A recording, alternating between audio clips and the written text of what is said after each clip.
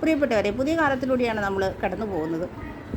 പ്രത്യേകിച്ച് യുവതലമുറ എന്താഗ്രഹിച്ചാലും അത് നിമിഷങ്ങൾക്കുള്ളിൽ കിട്ടുന്ന രൂപത്തിലേക്ക് നമ്മുടെ കാലങ്ങളൊക്കെ മാറിക്കൊണ്ടിരിക്കുകയാണ്. കാലങ്ങൾ മാത്രമല്ല, നമ്മുടെ രീതികളും ആറ്റിറ്റ്യൂഡുകളൊക്കെ ചേഞ്ച് ചെയ്തുകൊണ്ടിരിക്കുകയാണ്.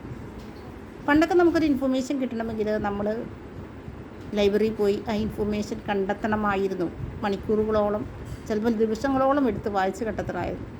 എന്നാൽ ഇന്ന് ഗൂഗിളിൻ്റെ സഹായത്തോടുകൂടി, അല്ലെങ്കിൽ ChatGPT പോലെയുള്ള AI ടൂളുകളൊക്കെ വന്നതോടുകൂടി വിത്തിൻ സെക്കൻഡ് നമ്മൾ ആവശ്യപ്പെടുന്ന, ആഗ്രഹിക്കുന്ന ഇൻഫർമേഷൻ നമുക്ക് അതേ രൂപത്തിൽ അവൈലബിൾ ആകുന്നൊരു കാലത്തിലേക്ക് നമ്മളെത്തി. ഇൻഫർമേഷൻ മാത്രമല്ല, എന്ത് കാര്യവും അങ്ങനെ ആയിക്കൊണ്ടിരിക്കുകയാണ്. പഴയ കാലത്തൊക്കെ നമ്മുടെ പ്രിയപ്പെട്ടവർക്കായിട്ടൊരു കത്തെഴുതിയിട്ട് അതിൻ്റെ മറുപടി വരുന്നത് വരെ നമ്മൾ കാത്തിരിക്കുകയായിരുന്നു.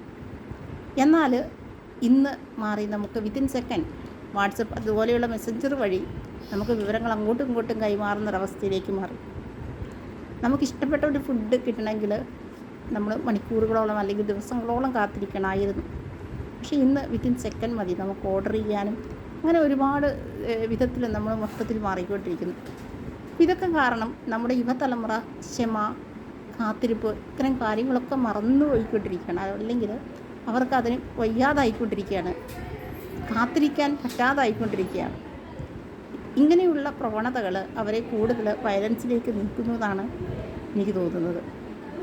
അപ്പോൾ നമ്മുടെ രക്ഷിതാക്കൾ കുട്ടികളെ ക്ഷമിക്കാനായിട്ട്, അല്ലെങ്കിൽ കൂടുതൽ ഡീറ്റെയിലായി പറഞ്ഞാൽ കാത്തിരിക്കാനായിട്ട്, ആ കാത്തിരിപ്പിൻ്റെ സുഖം, കാത്തിരിപ്പിൻ്റെ ഭംഗി, ഇതൊക്കെ ഒന്ന് പഠിപ്പിക്കണമെന്നുള്ളതാണ്. ഇത് മാത്രമല്ല വയലൻസിൻ്റെ റീസൺ എങ്കിലും ഇതൊരു പരിധിവരെയും കുട്ടികളിലെ ഇത്തരം വയലൻസ് പ്രവണതകൾ കുറയ്ക്കാനായിട്ട് കാരണമാകുമെന്ന് എനിക്ക് പേഴ്സണലായിട്ട് തോന്നുന്നുണ്ട്. പിന്നെ അതുപോലെ ആവശ്യപ്പെടുന്ന പൈസ ആയിക്കോട്ടെ, എന്ത് കാര്യമായിക്കോട്ടെ, കാര്യങ്ങൾ രക്ഷിതാക്കൾ എത്ര കഷ്ടപ്പെട്ടും കുട്ടികൾക്ക് സെക്കൻഡുകൾക്കുള്ളിൽ എത്തിച്ചു കൊടുക്കാനായിട്ട് ശ്രമിക്കുന്നുണ്ട്. അത് നല്ലതോ മോശമോ എന്നുള്ളതിനപ്പുറത്തേക്ക് അതിൻ്റെ പിന്നിൽ ആ രക്ഷിതാവ് എടുക്കുന്ന എഫോർട്ട് എത്രത്തോളം ഉണ്ടെന്ന് പലരും കുട്ടികളെ അറിയിക്കുന്നില്ല എന്നുള്ളത് എനിക്ക് തോന്നാറുണ്ട് എപ്പോഴും.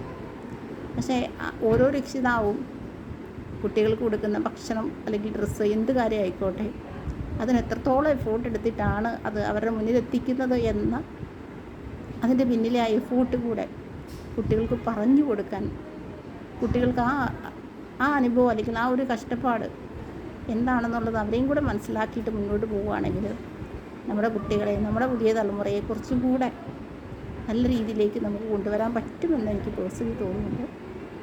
എൻ്റെ മാത്രം തോട്ട്സ് ഞാനിവിടുന്ന് ഷെയർ ചെയ്തതാണ്. Thank you for watching.